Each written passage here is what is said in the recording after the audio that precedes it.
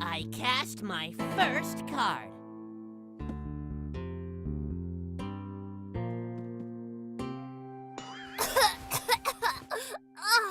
Fart joke is the lamest card. It's poor taste.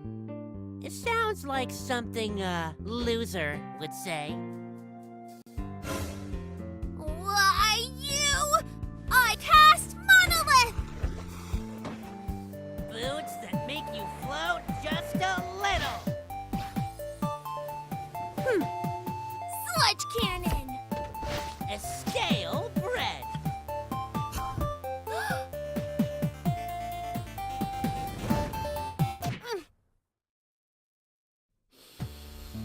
That's it! I am casting my most powerful card!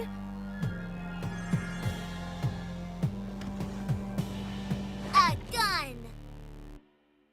Wait, what?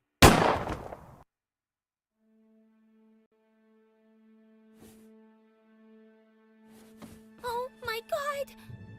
You won. You beat me. Tiff, I didn't mean to.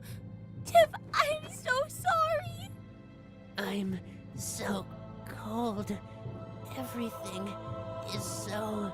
Kids, pizza bagels are ready. Pizza Oh, bagels! right, pizza bagels!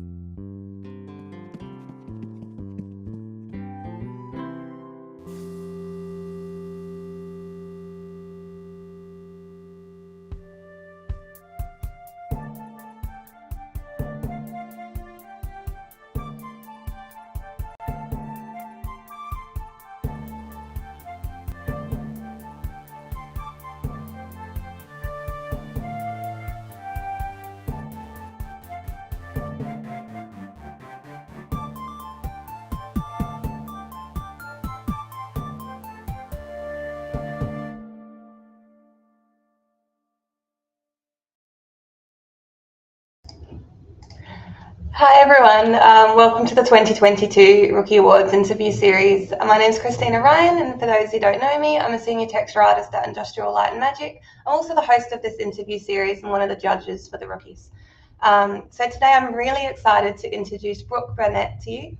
She was our overall winner for the 2D animation category, and that was the work you just saw, the winning entry.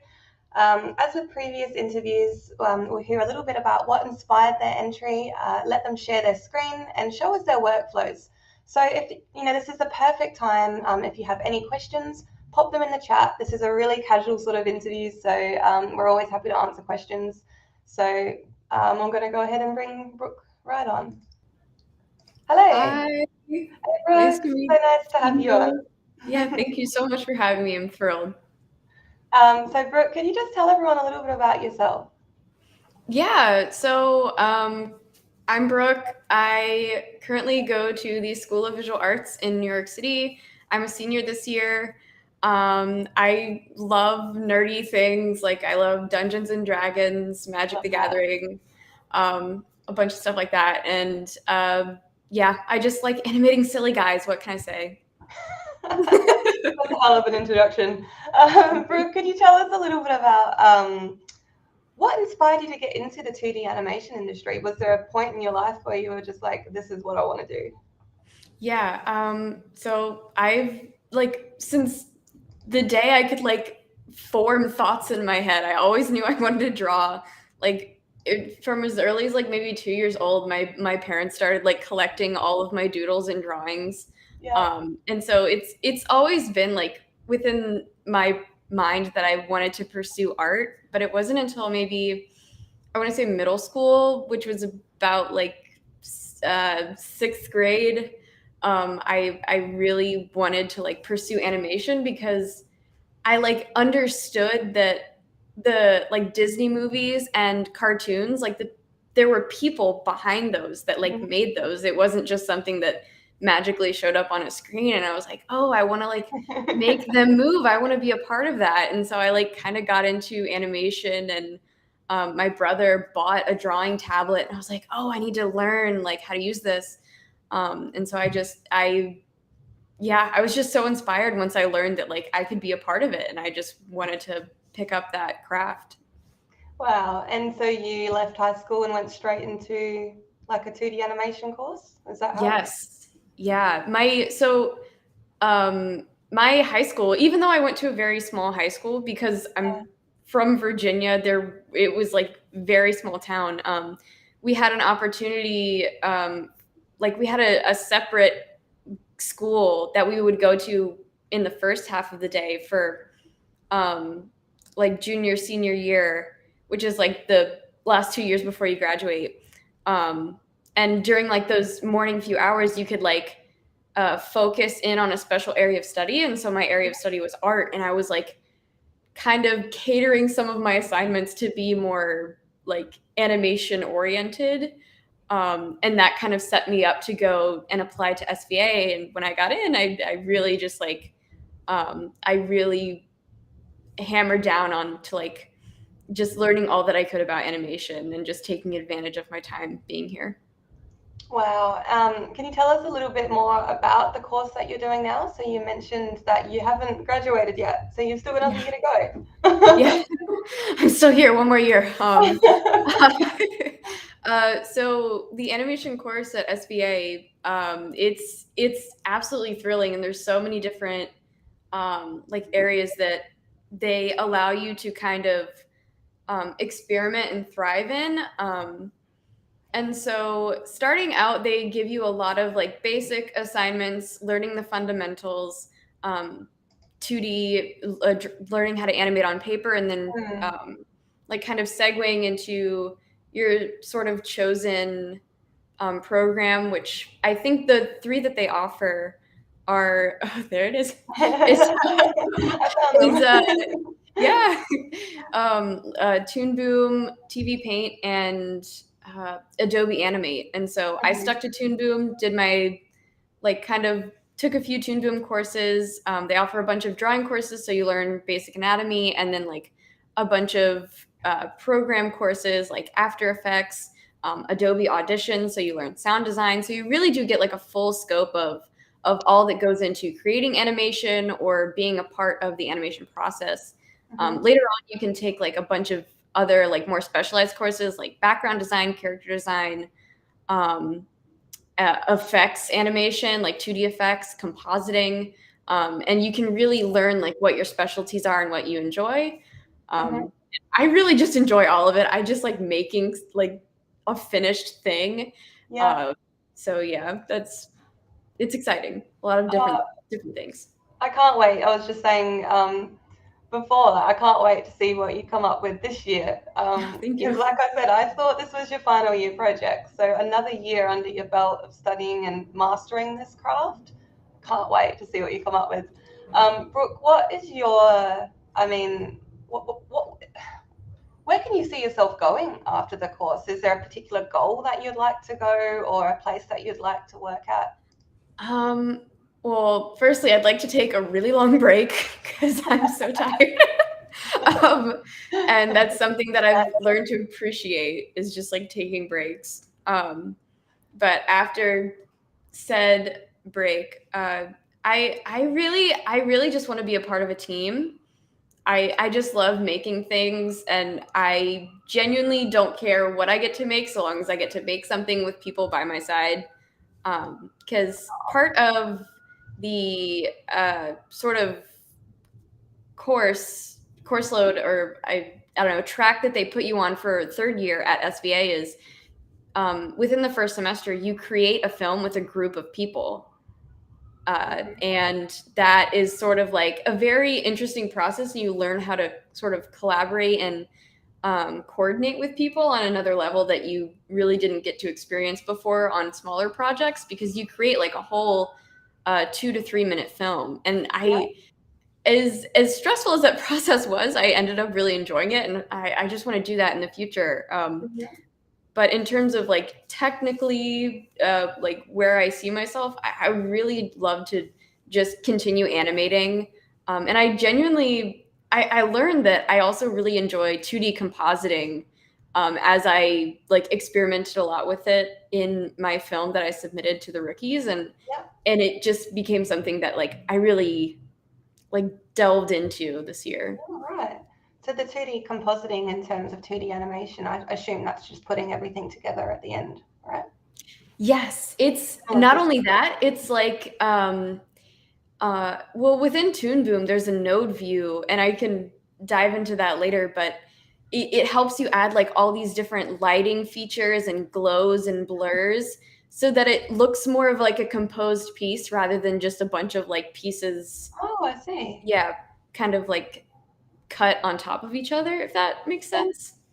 Yeah, no, that makes sense. I mean, like we have 3D compositors in visual effects, so I assume it would be a similar but different, more specialized job role Yeah. to that. So cool. Well, Brooke, in terms of your rookies entry, what made you enter the rookies?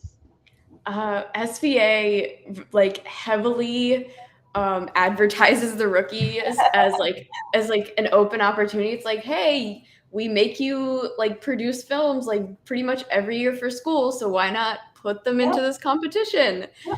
And so I saw it and I was like, I should do that. So I did it, and I was very satisfied with the results of submitting. Oh, I mean, it's great just to get your name out there and to get Absolutely. yourself seen as well. Because, so many people would have seen this by now and will continue to follow your work. So, in terms of this entry, did you have a particular, was there anything that inspired you when you created this piece? Well, it started with the character turn because one of our assignments before we even like started thinking about our film was just to do a character turn, and this was just for my general animation class, just to do a character turn. So I made Sadie, and I didn't have any story in mind for her at all. And then when it came time to like start thinking about our films, I was like, oh, I already have this character. That's one thing done. Yeah. Now I need to like think of an idea for the film. And so because she's like a very simple shape, I was like, I got to give her more. So I made Jeff, another like simple boxy headed shaped characters. And I just sorry, I'm like thinking. No, don't stress at all. Yeah, and at the time, a friend who I had like recently made like was very into the card game Magic the Gathering, and I also wanted to learn, and so they taught me, and I became immersed, and I was like, what if I made a game, or what if I made a film like loosely based off this game with like my two silly characters that I made, but I added an insane twist at the end, and that was my imagination just like went wild because the film that I made before was like kind of emotionally heavy, and it took a lot of my energy, and this one I wanted to kind of like flip it. Like I wanted it to be like very, very silly and goofy and fast paced and insane, and not to say that it's not emotionally heavy at some moments, but it definitely has a more like entertaining, like childlike feeling to it. 100%. It's definitely got the fun, like you said, the fun, fast-paced, bright nature to it, which is awesome to watch. So I mean, in terms of advice to someone that you would, let's say someone's coming up next year and they want to take on some 2D animation work, what advice would you give them, having done 3 years now? I would say, like, seriously learn time management, because it is an insanely valuable skill, and it helped me get my film done. Not 100% on time because I submitted it without fully doing all of the sound editing, and that was my one note. And I was like, I know, I just ran out of time, but it's an something that a lot of people face within their like years coming up into SVA is not being able to finish their film on time, or like maybe planning out a film that's too long or too challenging, and they find that out too late. So I'd say learn time management, because it will be like a highly coveted skill, especially like when you find yourself in the field and having to work with people, understanding like how to do that. And in terms of like gathering resources, I use Notion. I literally like watch YouTube videos on how to properly use Excel, and just like kind of organize all of my thoughts, what I need to get done. Project management goes along like hand in hand with the allotting yourself time. But in terms of like technical art stuff, I'd say like find an idea if you want to be energized and like know the things that you want to work on, like find something that you really enjoy and that you can imagine yourself hyperfixating on for at least 4 months, because that will give you the energy and the drive to actually finish it. Whereas some people I've recognized, and I've done this myself with previous projects, I like start a project that I think is cool, but I'm only half-heartedly interested, and then it just doesn't turn out the way that I wanted to, because I didn't have that fire underneath my seat the entire way through. So just like seriously find something that you're interested in and let that be like the fuel for wanting to learn more, and use resources to your advantage. Even if like there's something you don't know that you, after your class is done, go on YouTube, go on like Discord, a social forum, anything. If there's something that you want to know, don't just like let the classroom be the end of where you learn, because there's so much more out there for you to utilize. Oh, that's amazing advice. I 100% like endorse that, especially finding something you're interested in. I see a lot of people, and I do this myself a lot. You tend to find yourself doing things that you think you should do, or that would be good for your career or good for your, portfolio. But if you don't enjoy it, you're not going to finish it and put your heart into it, right? And it's not gonna feel the same after you finish it. You're gonna be like, well, that's done, but it's like, where's the excitement? Right. Oh, no, such good advice. I think everyone should definitely take that on board. So Brooke, I was hoping you might be able to share your screen and show us some behind the scenes stuff, because this is a totally new world to me, and I'm really excited to see how you've like made this. Absolutely. I'll just bring it on. Let me know when you're ready. Okay, I think I'm ready. Awesome. Cool. All right. Is it working? Yep, all good. Take the lead. Okay, awesome. So this is one of my files in Toon Boom. I think this is like my longest shot within the film. And for compositing, I did it all in Toon Boom because I don't like taking things from one program and having to take it apart and then put it back together in another program. I just like to keep it all in one place. Oh, that's very fair. So I did all of my compositing, and here, my node view, you can see like all of the insanity that is this. Let me see if I can like go in a little bit and like show you what some of the things do. Yeah, I've never seen this program before. I think I'm just thinking back to my time in high school working in Flash. Yeah, it's very different, because whereas Adobe Animate or Flash was like made more so for coding and like buttons, tools for internet usage, it became an animator's tool because people like found creative ways to animate within it, whereas Toon Boom was made specifically for animation. And that's why I love it, because it was made for animators by animators. And you can composite in it, which I just think is neat. So that's incredible. I've never I wasn't expecting it to have a node graph inside of it, which is wicked. Oh, it's wonderful. I love it. I cherish it dearly. Yeah. So this is like one of my, here we go. This is like a lava layer, and for each of my like falling lava pieces, I have like more that I made as assets over here, and then I would pull them in, copy them, and I would create a mesh warp for that piece so that it would kind of like follow this path and look as though it were like kind of melting away. And I'll turn the rendered view on because this is what it looks like unrendered. Yeah. And this is the final piece loading of the animation. Oh, wow. And so if I disable the mesh warp, it just goes away. Yeah. And yeah, it's like little pieces like that.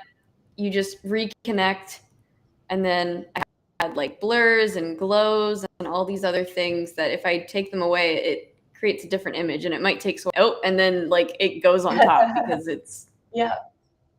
like it just got mixed up a little bit within the line of sight.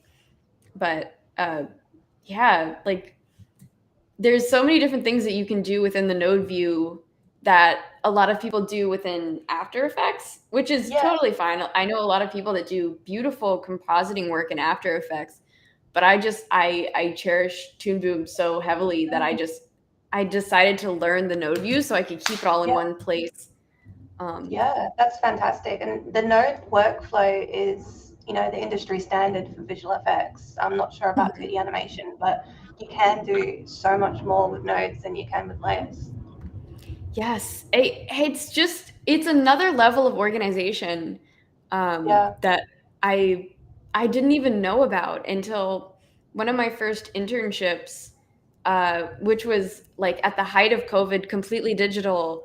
I was working for a small app startup company for like an educational children's thing. It's called Hellosaurus, and I had animated like a sequence of a little character in Toon Boom, and I didn't know how to export it as like a PNG sequence. And then one of my like co-interns who had graduated SVA was like, "Oh, do you know about the node view?" And I was like, "I don't know what that is, what that word is." And so he took me under their wing. They showed me like how to like use it and how to like format like a proper node view workspace. And then like I feel like another like room in my brain was like entered. Like they gave me the key to the secret place I didn't even know. And I just fell in love. Sorry, there was a motorcycle just like revving its engine outside. I don't know if you could. That's fun. Can't even hear it. But yeah, I love the node view. It's beautiful. Oh, thanks for sharing. Of course. There's more. Oh, sorry, I forgot the sound was on. But yes, there's so much more. Wonders abound. Sorry, I don't know what else to say. It's just like. Well, I mean, could you show us a little bit about how you actually animate the characters themselves? Because you were telling me that you did frame by frame, which I was quite shocked about. Of course, yes. You know what? I might actually, if it's all right, I might pull up another scene if that's okay. Go ahead. Because it's okay. Because that one's a little too many layers. Yeah. A little insane. In terms of drawing the characters, what program do you draw them in? Oh, for the characters, I also like animate everything completely in Harmony. Okay. And when I did the turns, I also did those in Harmony too, because Harmony has like the pencil tool is completely vector. So if there's a stroke or a line that is like maybe a little wobbly, I can just clean it out and make it look nicer. So it's a full-on tool, including the drawing of the characters and the environments. That's incredible. Yeah, it's wonderful. So when I animate, although this is a finished scene, I can go and look in my refs, which I'll pull up in a second. But I always have my character reference here, so I know like what the character looks like from all angles. So let's see here. I think. Sorry, let me make this larger so I can see my specific layers. I think this might be my character refs, and I'll pull those on top so that we can see them. Oh, maybe I won't. Maybe it'll go down there and not listen to me. But when I animate my roughs, I will sometimes either just heavily reference the characters here, or I'll just like trace the head shape just so that I can get a general idea of what they look like and like use that as kind of a starting point. So let me pull this. So here are my roughs, and I'll make another drawing layer here just so that you can, okay. Tara, so there's a question from the audience, Tara Gamer. the characters have some rig behind them, or are they made hand by hand each frame? This is the exact question that I asked Brooke at the start. I was just like, surely you didn't do this frame by frame. And what was your I answer? did. Sorry. I'm just crazy. Yeah, when I made this film, I was so short on time. I didn't fully understand how to build a proper rig. I'd only experimented. So I was just like, I will draw them frame by frame, quote, air quotes with that statement with a grain of salt. Because as you can see, like, and just like treat it as a rig. Yeah. Because here, like the head shape is the exact same. Like I would just pull and like sort of replace or like kind of alter different aspects of like a main shape. Like the head stays the same for a few. It stays the same for a few here. The only change is like this little piece that I like pulled out so that it resembles like a motion. So yeah, it was mostly just like taking puzzle pieces of the roughs and then redoing that whenever I would add a clean line and color on top. So I feel like making a rig would have benefited me, but I didn't have that skill fully under my belt yet. So I treated it as a rig without knowing how. Yeah, I think like knowing, I mean, this is how they used to do it, you know? So I think that having this skill is just going to elevate your technique. So when you do learn the skill of rigging, it's just going to take you to the next level. Just like when you open the node graph. I'm like slowly figuring out how to do rigs, but I have not like made one that would like a full character rig. I've only done like little silly blobby characters or like frontal like characters that only have like one view, but it's definitely a valuable skill to be learned. I just went kind of crazy and like was like, I will trick them into thinking I built a rig with this. Absolutely incredible. Did you because with frame by frame animation, I imagine it would be hard to sort of figure out the direction in which you're going. So do you tend to block like keyframes? I know in 3D animation we do like every couple frames we do like a key pose, and then we sort of animate the in between. Is that how you work as well? Absolutely. Well, yes and no. There's sometimes where I will create a few key poses like for the entire scene and then animate, and then there are other times where I just go straight ahead. And I kind of I do utilize like a timing chart similar to something like this, like in 3D animation, or do you just kind of like key pose and then time is an afterthought? Sorry. Like, so we do like we generally I haven't animated in a very long time, but we usually do key poses. So we'd sort of go, all right, at this time we want this pose, at this time we want this pose. And then we sort of have a blocking phase. So we check the timing to make sure it sort of roughly matches the time and the audio or whatever we're trying to match. And then we'll sort of add the in-between poses in between that, basically. Because doing frame-by-frame animation doesn't really make sense in 3D because, you know, we have the graphs and it sort of fills in the gaps of the animation in between. To an extent. So we sort of, and then we have the graphs as well, the X and Y graphs that sort of dictate the time versus the control rig or whatever, like whether it's, you know, the arms going up or down, we can sort of control whether it's moving in like a linear time or whether it's sort of like eases in and eases out and things like that. So there's a lot of control there. Interesting. So yeah. No, that totally makes sense. Like I wish I had a better way to explain it myself, because like my brain works in like so many different ways that sometimes like I will fully block out a scene with like keyframes for every like big exaggeration or like every few like large like pieces of audio within the scene. And then there's other times where I'll just go straight ahead. Like I know exactly how I want to animate it. I just go pose to pose, like literal keyframe to keyframe. And I just go for it. And then sometimes it turns out absolutely wonderful and better than I intended. And then other times I'm like, okay, I need to go back to the old way. I need to like board it out and like actually like use a timing chart. But half the time I find that timing charts kind of like muddle things for me. Like they make it too technical, and then I don't Yeah. know. It really varies scene to scene, based off of like Yeah. I guess how I wake up. Yeah, well, I mean, I'm like, feeling it for the seems to be day.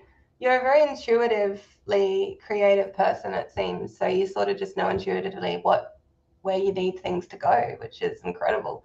Thank you. So, Tarragon Gamer, did you animate in ones, twos, threes, or a combination of all? So, I'm gonna. I animated in everything. Yeah, because this rough layer here, as you can see, it's oh, whoops, did not mean to do that. It's a huge culmination of a bunch of different timing pieces. I don't think I have any fours. No, I lied. I do have some holds. This is a 5 hold. And so I would do a little bit of everything. Yeah, I really like playing with like eases on like pose to pose. And so you'll have like, I have some ones followed by a bunch of twos and then some threes to like create like a sort of ease, or if there's like a slower movement going on. Yeah. But yeah, I don't really like to stick within a certain like boundary of staying like, oh, I'm only gonna do twos or I'm only gonna do threes, because I just like to have fun with it, and I like to like see how timing affects the movement, and sometimes it can create like really fun, like and just like interesting like movements and animations that you didn't expect, and so I just like playing around with it. Sorry, that was a really long-winded answer to the. No, I love seeing your thought process, because like just thinking like, okay, you could do every frame, but then if you wanted to do an ease in and ease out, you could just, go back and hold a frame a little bit longer or something like that. It's not, it's just really awesome to see. So, and then my question is, are you animating in 24 frames a second, or is it like Yes. than that? It is about 20. So similar to Adobe Animate, I don't know if TV Paint has this feature, but you can change the frame rate within Toon Boom, but I normally keep it at 24. Just because, I like it that way. It's the way I was taught on paper, and so that's how I keep it. Yeah, well, I mean, it allows for such a smooth animation. It's like if you watch anime or something, and it's like 7 frames a second, so you can really see it jarring as it moves. Absolutely. But yeah, I've done a few animations in my past where it's like 12 a second, or even like 20 as opposed to 24. But I think 24 is just like it's like the perfect place for me, and it's generally the standard, which I find is like helpful to keep as like something you kind of revert to. Wow. Do you know roughly how many drawings you've done for this project? 24 times what? How many minutes? Oh my gosh, 24 times. Oh my God, about a lot. Times like 200. So how many is that? That's like 4,000. I'm so bad at math. 20. A lot. That's a lot. Too many. Wow, that is a lot of drawings. I don't like to think about it. 4 times. How many seconds in a minute? 220. Yeah, that is a lot. Yeah, it's like almost 3,000 drawings. It's craziness. Oh my gosh. Yeah. Yeah. It's certainly like more than I even realize until I get to that point, and I'm like, I guess I just had tunnel vision through that whole process, because it was so much more than I anticipated, and yet I managed to get it done. So I don't know what happened. I went into a fugue state. So I guess like once you've done so if we're sort of like moving through the process, so you've done the rough sketches, would you then, how do you, I guess, polish this and color this in? How does that process work? So I will just get rid of these for a second. So the first next step is to create like the clean line. And so I'll go into the drawing view here to sort of kind of organize my thoughts a little better. I think this is, no, that's here. I'll go on to Sadie's layer. And so the camera view is like the full view of everything that you have put into the composite node here. And so, but going into drawing, it kind of selects and focuses in on the layer that you're on the timeline or that you have selected. And so the next step would be creating this clean line based off of the rough. Oh, that was a mistake. There's like one frame where like there's color in the line art. That's okay. It happens. Little mistakes. It's a little mistakes. It reminds us we're human. So I'd create like line art, and then there's a handy feature where you can sort of copy the strokes of the line art onto the color art. And that's what all of these blue invisible lines are. Because if I press K, they go away. And so it's just color and then line art. And then the color art is what I end up compositing and adding the lighting to, so it doesn't affect the line art. So if I want to add like offset lighting to kind of portray like light coming in from the window, I could, let's see here. I bet I have it. Yes. So here's Sadie's main full layer. I could take the color art here and then edit it separately from the line art and create like this sort of bit that you see here without having to draw it in by hand. Oh, so the shadows and the highlight layer can come in with the, wow. Yes. That's pretty cool. Yeah. That's pretty neat. I thought you had to also hand paint all of the highlights and the shadows as well and animate that. Oh, I would cry if I had to do that. I could not dedicate that much time. The only thing that I like drew in by hand was like the little piece under their neck that's like looks kind of like a cutout piece, but that's just like drawing a stroke. Yeah. And then that's it. But like for like the full body highlight, I would use this handy piece called Apply Peg Transformation and then connect it to a highlight node so that it sort of duplicates the color layer, and then you can move it, and the piece that's revealed is the highlight, if that makes sense. It's like an interesting like cookie cutter tool to create that effect. That's really neat. But yeah, and then after color, but I did have to individually color each of the frames, which did take a while. Yeah. And I actually hired some of my friends. I was like, can you just bucket tool these scenes and I will pay you in food. I will pay you and I will Venmo you a few dollars.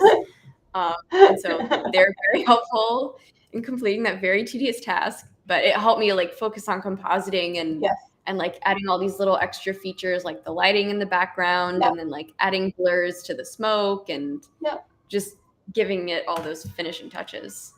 Oh, that's I was going to ask you that as well, because I saw that you had some colorists in the credits. I mean, that's how you would do it in the real world anyway. You'd sort of have multiple different people working on something like this. Oh yeah, it's great that you were able to sort of team up and help get through some of those tasks. Yes, I could certainly have not finished this film on time without their help, and like it's a lot of like the small tedious things that like really take up a lot of the time, and I'm just like, I can show somebody how to do this in an hour if I like sit down a bunch of people in a room, and that's basically what I did. I just like showed them a video on how to color in Toon Boom, and if they had any questions, like here's what to do and all that good stuff, and it just made the process so much easier to have them on my team. Were they animation friends, or to just wrangle in like your family and your siblings? Some were friends who were like in my program, but like in like different years than I was, so they had like different course loads and could allot more time, like to help. And then some friends had never even heard of Toon Boom. And like had just gotten like the 1 week free trial to help me for my film. And so I was like showing them all these different things, and they're like, "Whoa, this is insanity." Wow. Oh So my yeah, goodness. varying levels of knowingness, but they all like did a wonderful job in just like helping me complete the film. So yeah, That's amazing. It sounds like you got such a lovely group of friends around you. they I owe it all to them. Seriously, it was yeah. So, Tarragon Gamer, what's the reason you chose 2D over 3D? The reason is I don't know how to do 3D. Oh. Yeah. Well, in terms of like wanting to learn it, I just I think a lot of the 2D media that I surrounded myself with was more captivating to me growing up. Yeah. Like I got a lot of inspiration in like The Little Mermaid, a lot like a bunch of Disney classics. Yeah. Just because there is such a theatrical aspect to them. Not that there wasn't to the 3D media, but I think that because it was made available to me, it's what I like kind of clung to. Right. And a lot of 2D characters are much more child friendly in terms of like learning how to draw them. They have easier shapes that are just so much flatter, and you can understand them if you're like 7 years old and you're looking at My Little Pony. And you're just like, oh, that's like a circle for the head and then like sticks for the feet. And it becomes easier to kind of like, for like 2D shapely characters for you to like get that grasp. And I think that's why I chose it over 3D. But in terms of learning it, I learned 2D, and I tried to take a Blender course, and it was too much for my brain, and it crashed my computer. So another day, I love that. enter into that zone. Well, the cool thing about 2D is that if you are such a creative person, you just want to get your ideas on paper. You don't want to be worrying about all of the other stuff that comes with the 3D. That it takes so much longer to produce something as well. Like this, I feel like you can just go, all right, I just want to draw this character. It's in my head, draw it, and it's there. Yes. It's kind of like an immediate sort of feedback. And I find that myself with drawing in my personal time. I find drawing like 2D is just, there's just less planning, or not, not less planning, less time to get your ideas into a place that you can see yourself good. Does that make sense? Like, I can completely understand that. Even though like I don't have the biggest scope on what it means to be a 3D artist, some of my friends are in the computer art and 3D art department, and so they were talking to me about like all these different things that they had to do to like render a character and render a scene. And they're just like, I need to put it in a render farm, wait 4 hours, and then like this piece of glass will like look like it is in a different like domain of existence. It looks purple for some reason, and I'm just like, that sounds like so excruciating. That it would take so much time to do this one little thing. And you know, it's certainly like a very it's something that I think I'll never be able to like fully grasp, at least not now, but it's just it's so much, takes so much time. And I think that's why I like 2D more, is because I can just click this little button if I want to see what my rendered thing looks like, rather than wait. But even in saying that, I mean, 2D animation is its own thing in its own right. Like, I love watching cartoons, even, you know, like growing up watching Adventure Time and things like that. Like, I've got such a soft spot for that sort of animation. And that's just, I don't know, like, it's just got a totally different charm to it. And like, what's interesting is the reason I didn't go into 2D is because I thought 2D was too challenging. I was like, I can't draw like that. So I think you have to have a real creative knack, such as yourself, to be able to do something like that. It's quite an impressive, I think it's quite an impressive direction to go in myself. Thank you. Well, same thought in terms of 3D, because it's a world that I don't can't completely grasp yet, but it's the stuff that can be made in 3D is really like phenomenal. That just like it changes your perception on what you thought like could be done with art. But it's really cool. Yeah. It really just depends on where your interests are, hey, and what, like, you know, what your influences were growing up. And certainly. Well, Brooke, I've really enjoyed chatting with you today, and I've loved seeing all of this behind the scenes stuff. I feel like I've learned so much about your industry, and I have a new appreciation for some of the stuff you do as well, like just seeing the technical stuff that you've been doing in the background with your node graph and the drawing of the frame by frame, and like I'm completely in awe. So thank you for sharing that with us. I think it's going to really help a lot of 2D animators coming up through the program and potentially wanting to enter the rookies themselves.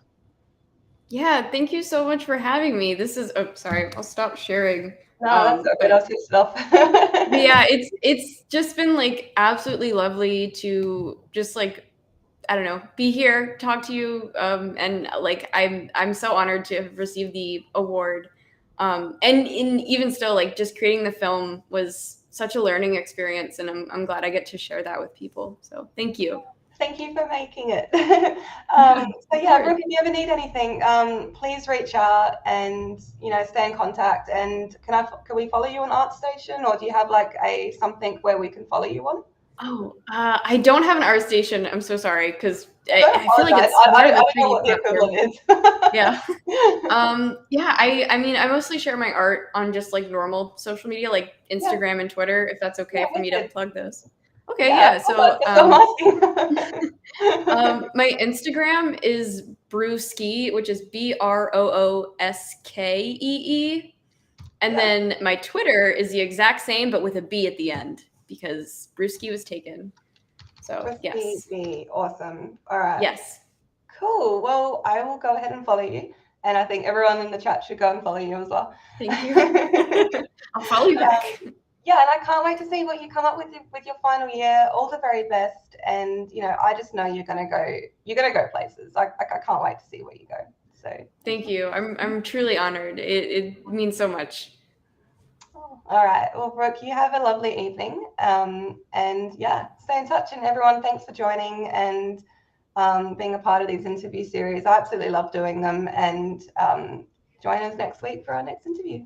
So see you later, guys. I'm going to leave you all with playing Brooke's wonderful animation. See ya.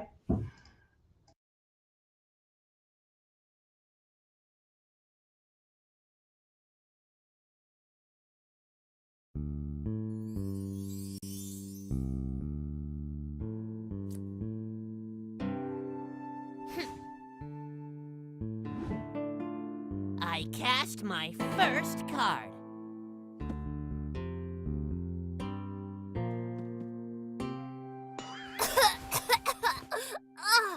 Fart joke is the lamest card. It's poor taste.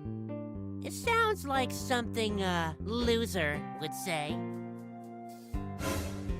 Why, I cast Monolith! Foods that make you float just a little. Sludge cannon! A stale bread.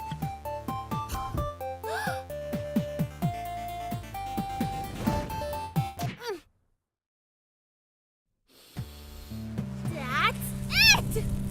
I am casting my most powerful card!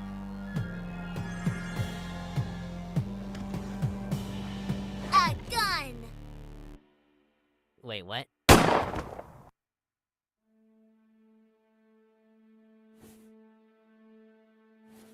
Oh my god! You won. You beat me. Tiff, I didn't mean to. Tiff, I'm so sorry. I'm so cold. Everything is so... Kids! Pizza bagels are ready. Pizza Oh, bagels! right, pizza bagels!